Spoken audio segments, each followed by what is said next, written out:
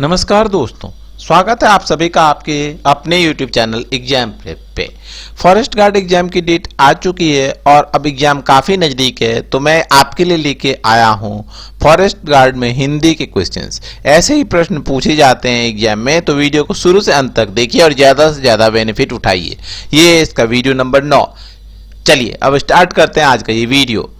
पहला प्रश्न आपके सामने, पाप पुण्य का सही समास कौन सा है? आपको बताना है कि पाप पुण्य में सही समास कौन सा है।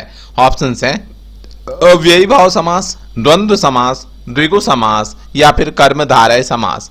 और इस प्रश्न का जो सही उत्तर होगा बच्चे, वो क्या होगा? वो होगा द्वंद्व समास। कौन सा समास है? द्वंद्व समास। अगला प्रश्न है आपके लिए, पुरुषोत्तम शब्द में कौन सा समास है? आपको बताना है कि किस समास का प्रयोग हुआ है पुरुषोत्तम शब्द में। तत्पुरुष, कर्मधारय, बहुब्रीहि या फिर अव्ययी भाव।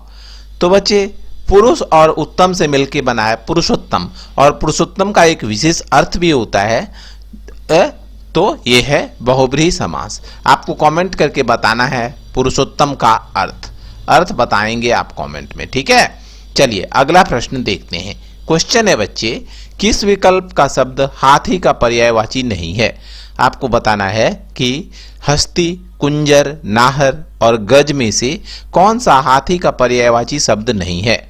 तो बच्चे इसका जो सही उत्तर होगा वो होगा नाहर। नाहर हाथी का पर्यायवाची नहीं है, बाकी जो है वो सारे के सारे हाथी के पर्यायवाची शब्द हैं।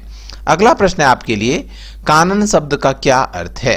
कानन शब्द का अर्थ बताना है आपको। वन, सोना, तालाब या कान का बहुवचन है कानन। तो क्या होगा सही उत्तर? कानन शब्द का अर्थ होता है वन। ऑप्शन नंबर ए है इस प्रश्न का सही उत्तर। अगला प्रश्न देखिए। क्वेश्चन है, निम्नलिखित शब्दों में से शुद्ध वर्तनी वाला शब्द है। कौन सा शब्द सही लिखा हुआ है, सही वर्तनी वाला है, ये बताना है आपको।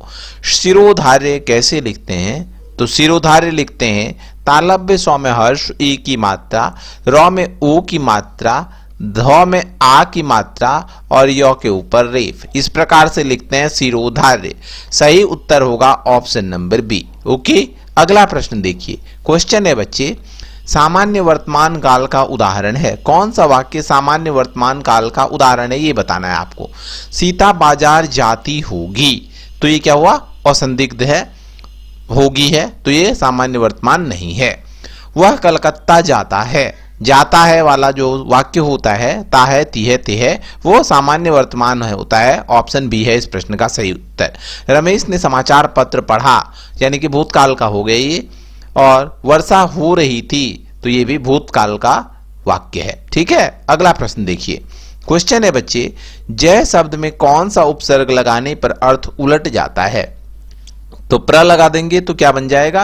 प्रजय। वी लगा देंगे तो हो जाएगा विजय। प्रति लगाएंगे तो प्रतिजय, और परा लगा देंगे तो क्या हो जाएगा? पराजय। तो जय का उल्टा क्या होता है? पराजय।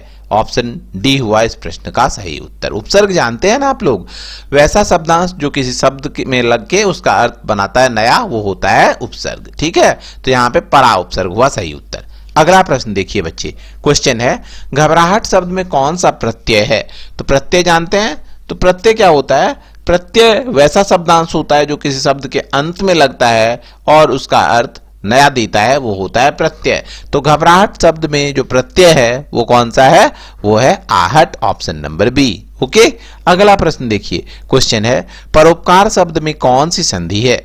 आपको बताना है कि परोपकार में कौन सी संधि प्रयुक्त हुई है। वृद्धि, यन, गुण या विसर्ग। तो परोपकार किससे बना है? पर प्लस उपकार, परा प्लस उपकार, इससे बना परोपकार। सही उत्तर हो जाएगा गुण संधि, ठीक है। अगला प्रश्न देखिए। क्वेश्चन है बच्चे, राकेश का संधि विच्छेद क्या होगा? तो राकेश का संधि विच्छेद क्या होता है, पता है? यदि नहीं पता है तो जान लीजिए। राकेश का संधि विच्छेद होता है राका प्लस ईस। क्या होता है? राका प्लस ईस। ऑप्शन नंबर ए है सही उत्तर। राक प्लस ईस और राक प्लस ईस, इसमें आप कंफ्यूज नहीं होना, ये दोनों ही गलत हैं। सही होता है राका प्लस ईस, ठीक है। अगला प्रश्न देखिए। क्वेश्चन है बच्चे, किस वाक्य में सकर्मक क्रिया का प्रयोग हुआ है? आपको बताना है कि कौन सा वाक्य सकर्मक क्रिया युक्त है। नौकर बीमार है, लड़का सोता है, मैं तुम्हें उपाय बतलाता हूं, या साधु चोर निकला।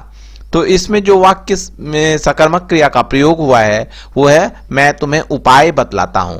कर्म है क्या? उपाय। उपाय यहां पे कर्म है। ठीक है, अगला प्रश्न देखिए। क्वेश्चन है बच्चे, जानने की इच्छा रखने वाला वाक्यांश के लिए शब्दांश है। जानने की इच्छा रखने वाला के लिए कौन सा शब्दांश प्रयुक्त होगा ये बताना है आपको। वाक्यांश के लिए जो शब्द आएगा वो बताना है, शब्दांश नहीं शब्द। ज्ञान प्रिय, ज्ञान इच्छुक, ज्ञानी या जिज्ञासु। तो ज्ञानी क्या हो गया? जो बहुत जिसके पास ज्ञान हो, जो ज्ञाता हो, वो हो गया ज्ञानी। तो यहां पे जो सही उत्तर है वो होगा जिज्ञासु। जानने की इच्छा रखने वाला जिज्ञासु, और जानने की इच्छा जिज्ञासा। अगला प्रश्न है बच्चे, कीर्ति शब्द का सही अर्थ है। कीर्ति शब्द का सही अर्थ बताना है आपको। तो कीर्ति का अर्थ क्या होता है? यश, कीर्तन, रचना या निपुण। तो कीर्ति का अर्थ होता है यश, ऑप्शन नंबर ए। उसकी कीर्ति दूर दूर तक फैली हुई है। अगला प्रश्न आपके लिए, नारी शब्द का बहुवचन रूप क्या होगा? तो नारी का बहुवचन आपको पता है कौन सा होगा? ए, बी, सी या डी ऑप्शन में से बताइए आप लोग सही सही। तो नारी का जो बहुवचन रूप होता है वो होता है नारियां। ऑप्शन नंबर डी है इस प्रश्न का सही उत्तर। क्लियर? अगला प्रश्न देखिए। क्वेश्चन है बच्चे, आप सुबह डैश क्यों बैठे हैं? क्या आएगा खाली स्थान पे ये बताना है आपको। आप सुबह के क्यों बैठे हैं, सुबह को क्यों बैठे हैं, सुबह से क्यों बैठे हैं, या फिर सुबह ने क्यों बैठे हैं। तो यहां जो सही उत्तर होगा बच्चे वो होगा आप सुबह से क्यों बैठे हैं, सी आएगा खाली स्थान पे।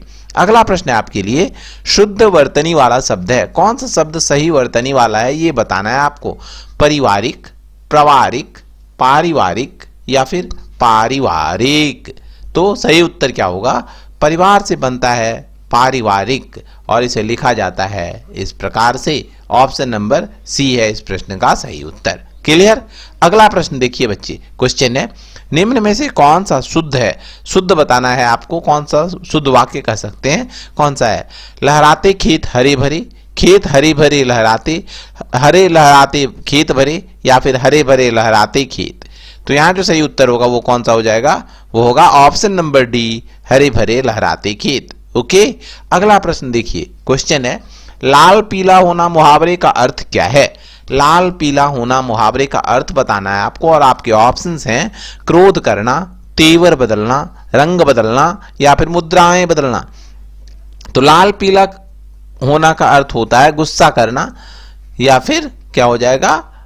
क्रोध करना। ऑप्शन नंबर ए हुआ इस प्रश्न का सही उत्तर। क्लियर ना? चलिए अगला प्रश्न देखिए। क्वेश्चन है, संवैधानिक दृष्टि से हिंदी भारत की डैश है। क्या है? मातृभाषा, संस्कृति भाषा, जनभाषा या फिर राजभाषा। तो हिंदी जो है वो संवैधानिक दृष्टि से भारत की राजभाषा है, ऑफिशियल लैंग्वेज है। ओके, अगला प्रश्न देखिए। क्वेश्चन है बच्चे, वाक्य के अशुद्ध भाग का चयन करें। अरुणाचल प्रदेश में प्रातःकाल के समय दृश्य अत्यंत मनोरम होता है। तो क्या होगा? अरुणाचल प्रदेश में प्रातःकाल का दृश्य अत्यंत मनोरम होता है। यहां पे के समय के दृश्य नहीं होगा, प्रातःकाल का दृश्य अत्यंत मनोरम होता है। के समय का दृश्य, यानी कि ऑप्शन नंबर सी में है त्रुटि। ठीक है, तो ये थे आज के इंपॉर्टेंट क्वेश्चंस। ऐसे ही प्रश्न पूछे जाएंगे आपके फॉरेस्ट गार्ड एग्जाम में, तो देख लीजिए इन प्रश्न को, रट लीजिए इन प्रश्नों को, बहुत ही फायदेमंद होगा आपके लिए एग्जाम में। वीडियो पसंद आया लाइक कर दीजिए और शेयर कर दीजिए इसे अपने दोस्तों के साथ, और चैनल सब्सक्राइब नहीं किया तो सब्सक्राइब कर लीजिए। धन्यवाद।